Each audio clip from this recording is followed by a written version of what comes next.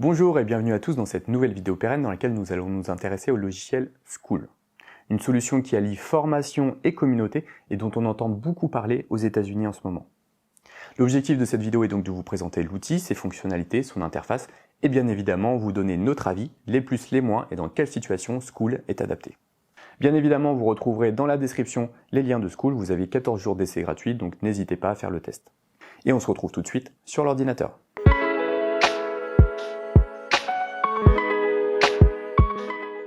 On se retrouve donc sur le site Skool, donc là la page d'accueil auquel vous aurez accès sans compte de manière classique. Donc sur cette page d'accueil là, en fait, on retrouve directement tout un tas de communautés dans tous les domaines, que ce soit le sport, la santé, la beauté, etc. Bien évidemment, on voit que ces communautés sont principalement en anglais aujourd'hui. Bien évidemment, la société est américaine, donc elle s'est développée dans ce sens-là. Néanmoins, c'est tout à fait possible de créer des communautés en français. Et on peut également constater qu'on retrouve des communautés à la fois gratuites, donc là chacun peut y accéder comme il le souhaite, ou payantes, c'est-à-dire que là chaque membre est amené à payer un certain montant par mois. Donc pour commencer, vous avez tout à fait la liberté de tester, de découvrir une communauté et de voir un peu le fonctionnement de Skool. Et donc si vous souhaitez et que l'outil vous intéresse, vous pouvez créer votre propre communauté. Et donc en créant cette communauté, on arrive sur cette page-ci. Donc moi je l'ai déjà créée. Bon, déjà, ce qu'on peut constater, c'est que globalement, l'interface de Skool est très simple, très épurée, et ça, vous verrez que c'est vraiment le maître mot de Skool. La simplicité, l'avantage, c'est qu'on peut mettre en place, créer une communauté en quelques clics. L'inconvénient, bien évidemment, de la simplicité, c'est que on est vite limité dans la personnalisation. Donc, l'interface de Skool se compose de 6 onglets sur lesquels on va revenir tout à l'heure. Globalement, vous ne serez pas dépaysé par cette organisation parce que vous soyez côté administrateur ou côté membre, c'est globalement la même. Je me suis mis membre d'une communauté pour exemple, et donc là vous retrouvez bien nos 6 onglets et l'organisation générale de Skool est exactement la même. À vrai dire, ce qui va changer en tant qu'administrateur, c'est principalement les settings dans lequel ici vous pourrez personnaliser entièrement votre académie. Donc vous retrouverez bien évidemment les solutions pour partager votre groupe ou intégrer des membres à votre communauté, la personnalisation esthétique, le prix de votre académie, les possibles plugins, donc les intégrations internes ou externes, etc. etc. Donc c'est cette personnalisation-là qui va vous permettre de paramétriser la communauté comme bon vous semble, bien qu'encore une fois, cette paramétrisation reste assez simple. Et c'est également ici que vous pourrez suivre les nouveaux membres, vos revenus si votre communauté est payante, etc.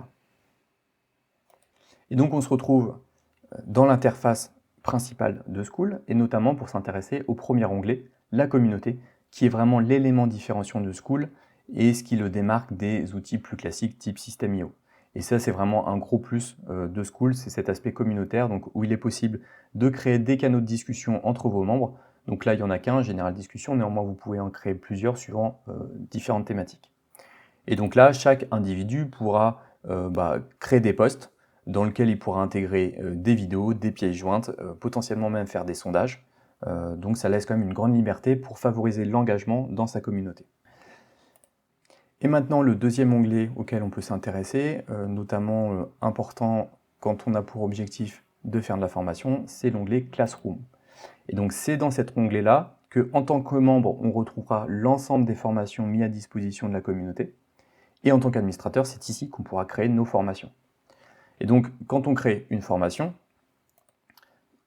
on définit bien évidemment son titre, une description, et on peut définir également la nature, l'accessibilité de notre formation. Est-ce que c'est une formation qui est ouverte à tous les membres, qu'ils soient tout nouveaux ou qu'ils aient 1 mois, 1 an d'ancienneté, ou est-ce que justement c'est une formation qui va être accessible après un certain temps, par exemple pour s'assurer que la personne a au moins payé 1 mois d'abonnement avant de pouvoir accéder à certains contenus, ou encore une fois, est-ce qu'on souhaite que cette formation soit privée, c'est-à-dire que là, on peut sélectionner les membres qui pourront avoir accès à cette formation-là.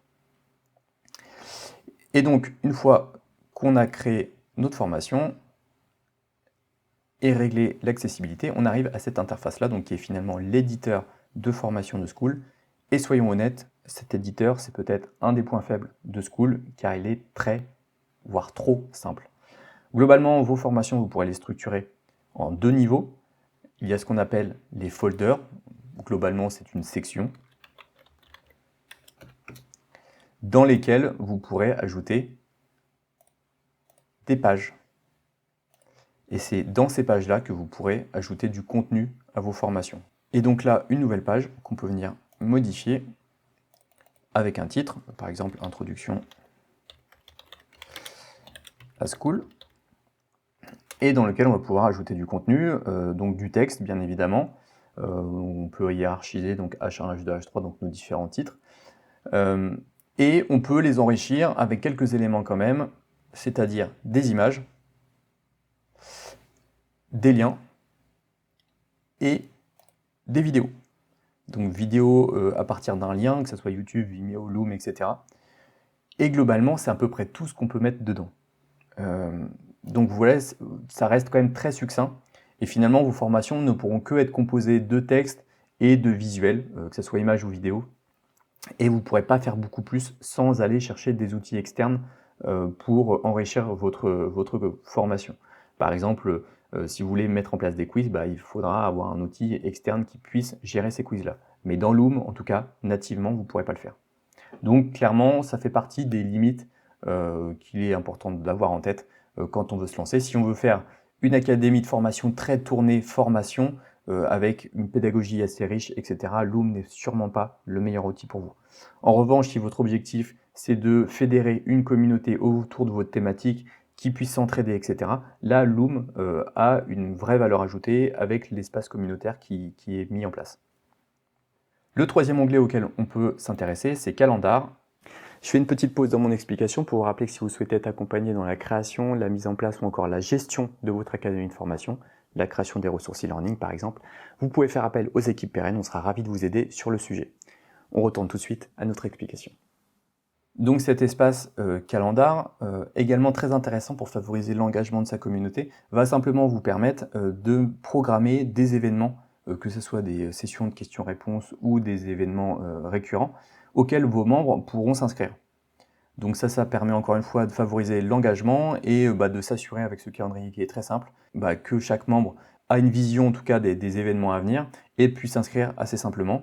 Et bien évidemment également, School gère les relances automatiquement, donc ça permet en tout cas de s'assurer que chaque membre a un suivi et a en tête les événements à venir en lien avec votre communauté. L'espace membre maintenant, encore une fois très simple, c'est ici que vous retrouverez tous les membres de votre communauté. Vous pouvez inviter des personnes, exporter la liste des membres et vous pouvez également suivre la date d'accès à la communauté et la dernière connexion. Donc notamment, vous pouvez noter les personnes qui ne se sont pas connectées depuis un long moment pour potentiellement les relancer, les réengager, etc.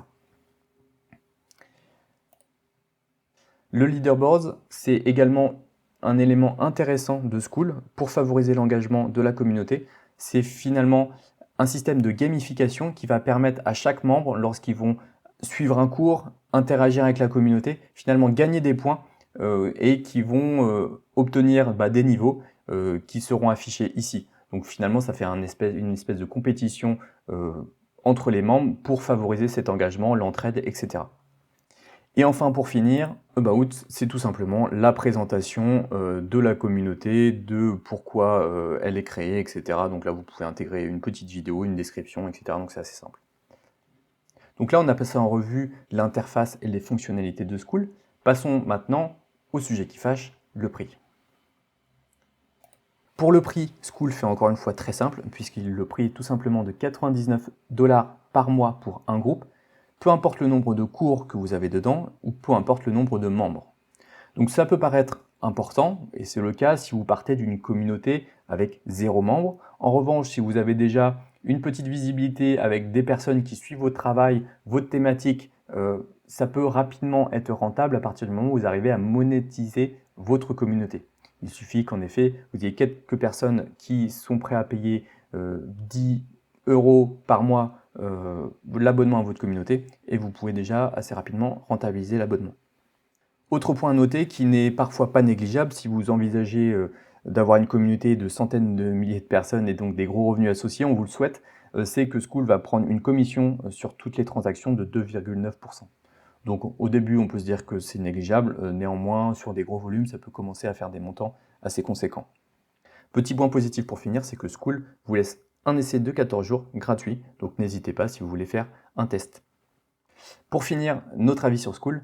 Donc pour nous, Skool est un outil très bien adapté à des formateurs ou des coachs qui ont déjà une certaine visibilité et qui veulent justement, qui sont en mesure de fédérer un certain nombre de membres autour de leur thématique, autour de leur travail.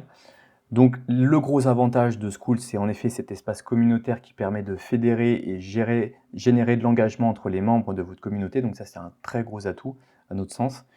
L'autre point fort, c'est les fonctionnalités de gamification qui favorisent encore une fois cet engagement.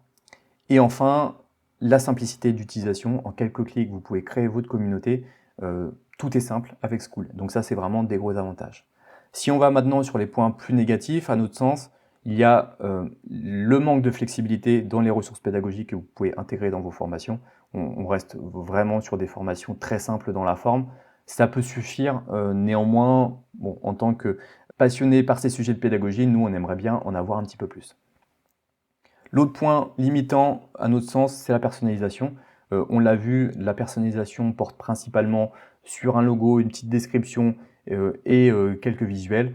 Ça reste très succinct. Si on souhaite avoir une communauté totalement à notre image, avec notre image de marque qui est mise en avant un peu partout, malheureusement, ce ne sera pas avec Skool qu'on arrivera à le faire. Et enfin, dernière limite qu'on peut identifier, c'est que le business model proposé aux administrateurs de communauté, finalement, il n'y en a qu'un, c'est un abonnement. Et donc, on ne peut pas envisager la vente de formation à l'unité. Bien évidemment, c'est un choix défini par Skool. Si on veut aller sur ce type de business model, il faudra plutôt se tourner vers des outils type System.io. Voilà, j'espère que cette présentation de Skool vous a plu. N'hésitez pas à nous dire dans les commentaires si vous souhaitez qu'on teste d'autres outils liés à la formation, on sera un plaisir de le faire. Et bien évidemment, n'hésitez pas à vous abonner à Peren pour suivre les prochaines vidéos. À bientôt!